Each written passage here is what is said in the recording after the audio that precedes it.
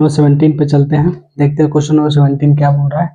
Question 17 में है a particle moves on a given straight line with constant speed v at a certain time it is at point p on a straight line path which is fixed point so that op cross v is independent of the position p।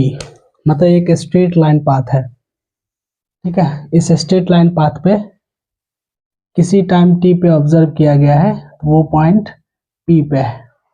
एक particle है जो straight line path पे चल रहा है, किसी time t पे उसको ऑब्जर्व किया गया है कि ये पॉइंट p पे है, और o जो है एक कोई फिक्स्ड पॉइंट है। सपोज करते o यहाँ पे है, ये एक फिक्स्ड पॉइंट है। तो कह रहा है OP क्रॉस V जो आएगा वो इंडिपेंडेंट होना चाहिए इसके पोजीशन के। तो देखते हैं OP वेक्टर ये है और ये एक कांस्टेंट स्पीड v से चल रहा है, मतलब हर एक जगह इसका स्पीड क्या है, फिक्स है। इसका स्पीड हमको दे रखा है v स्पीड से ये चल रहा है और स्ट्रेट लाइन पाथ पे चल रहा है, मतलब ये एक वेलोसिटी हो गया, ठीक है। और OP ये हुआ, OP का डायरेक्शन ये है, मतलब OP को अगर हम इधर शिफ्ट करें, ये OP वेक्टर हुआ। तो OP वेक्टर और V वेक्टर के बीच में एंगल सपोज करते हैं थीटा, ये थीटा हुआ तो वर्टिकली क्या हो गया, ये थीटा हो गया। हमको क्रॉस प्रोडक्ट निकालना है, तो देखो when particle is at P, जब पार्टिकल P पे है तो OP क्रॉस V करेंगे। तो क्रॉस प्रोडक्ट क्या होता है, जैसे A क्रॉस B करना होता है तो क्या होता है, AB sine theta n cap. हमको यहाँ पे इसका मैग्नीट्यूड को ही सिर्फ देखना है कि OP का जो मैग्नीट्यूड आएगा वो OP क्रॉस V का वो इंडिपेंडेंट होना चाहिए पोजीशन के। तो हम यहाँ पे जैसे क्या होता है, OP cross V sine theta n cap होता है, ठीक है। अगर डायरेक्शन की बात करेंगे तो सिंस हमको यहाँ पे सिर्फ मैग्नीट्यूड लेना है तो हम यहाँ पे एन कैप को हटा देंगे, ठीक है। अब हम इस डायग्राम में आते हैं। इस डायग्राम में यहाँ पे एक परपेंडिकुलर ड्रॉ करते हैं 90 डिग्री हुआ, इस पॉइंट से इस पे परपेंडिकुलर ड्रॉ की स्ट्रेट लाइन पाथ पे, तो ये एक ट्रायंगल बन गया, right angle triangle. OP suppose करते ये पॉइंट A है, इस ट्रायंगल में चलते हैं, इन ट्रायंगल OAP में ये थीटा है, तो वहाँ पे साइन थीटा है, तो इसका साइन थीटा का वैल्यू निकाल के देखते हैं क्या होता है। साइन थीटा, ये थीटा के लिए ये बेस हो गया, ये परपेंडिकुलर और ये हाइपोटेन्यूज, जिस जो एंगल टच में रहता है वो होता है क्या चीज, बेस। तो साइन थीटा इक्वल टू क्या होता है, परपेंडिकुलर अपॉन हाइपोटेन्यूज। तो परपेंडिकुलर ये हो गया और हाइपोटेन्यूज ये हो गया, तो परपेंडिकुलर इसमें हो गया OA अपॉन हाइपोटेन्यूज हो गया OP, ठीक है। तो यहाँ से अगर हम बात करें OA इक्वल टू क्या हो गया, OA इक्वल टू हो गया OP इंटू साइन थीटा। वही चीज यहाँ पे देख लो, OP इंटू साइन थीटा को एक साथ लेते हैं, इंटू V को अलग कर दिया। यहाँ पे OP इंटू साइन थीटा का वैल्यू हम रख सकते हैं OA। सपोज करते ये इक्वेशन नंबर हमारा 1 हुआ, तो इसको हम लिख सकते हैं क्या चीज, OA। ये हो गया OA इंटू ये पूरा वैल्यू इंटू V। इसको इक्वेशन नंबर क्या मानते हैं, A मानते हैं।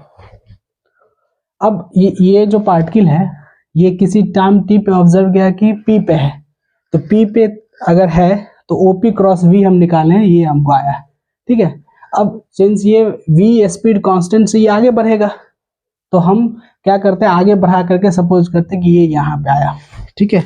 ये जब यहाँ पे आया तो इस वक्त इसको इस पॉइंट का हम नाम दे देते हैं कि ये कुछ अगले t टाइम के बाद आगे जब टाइम बढ़ा तो ये क्या हुआ, P डैश पे ये पहुंचा, बट इसका स्पीड जो है वो V कांस्टेंट है, ये V ही रहा। देखो अब इसका जो डिस्प्लेसमेंट वेक्टर है इस फिक्स्ड पॉइंट से ये हो गया क्या, OP डैश, ठीक है।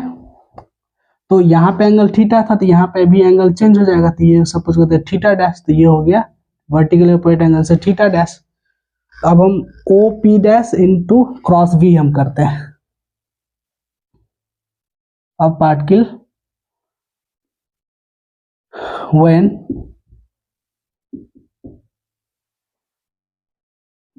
particle is at P dash, P dash पे जब पार्टिकल होगा तो O P dash cross V का मैग्नीट्यूड हम निकालेंगे तो क्या मिलेगा, O P dash into V into sine theta.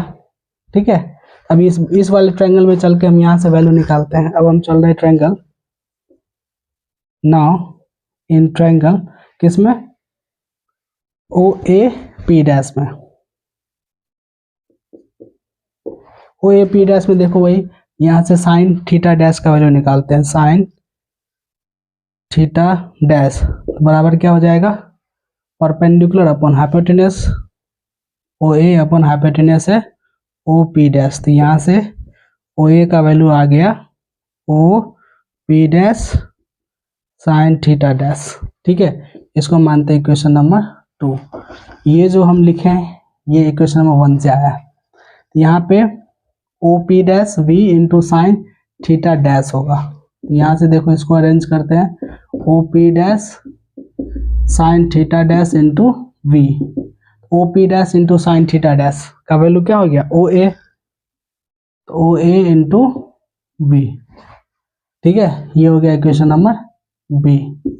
अब जरा ध्यान दो, इक्वेशन नंबर ए और इक्वेशन नंबर बी, इस दोनों में हम क्या किए हैं, क्रॉस प्रोडक्ट निकाले हैं ओपी वर्सेस बी का, ओपी क्रॉस बी का।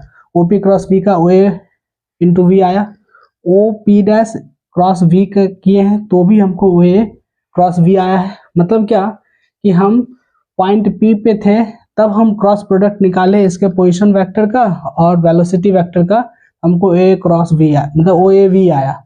उसी तरह से हम ओ पी डैश जब ये पी पॉइंट पे आ गया है तब भी हम निकाले तो भी यही आया, मतलब पॉइंट यहाँ पे रहा, उस केस में भी पोजीशन नहीं आया क्योंकि ओ ए इंटू वी इसमें पोजीशन का कोई पी पॉइंट इन्वॉल्व आया ही नहीं। हम सेकेंड पॉइंट पे गए वहां पे भी पोजीशन का कोई इन्वॉल्वमेंट नहीं आया, वो तो ये वैल्यू आ रहा है, ये वैल्यू कहीं पे भी जाएगा, यहाँ पे जाएगा थर्ड पॉइंट पे तो भी ओ ए क्रॉस वी ही आएगा। आगे हम जाएंगे कहीं पे भी जाए ओ ए इंटू वी ही आएगा, हर एक केस में O A into V, O A into we.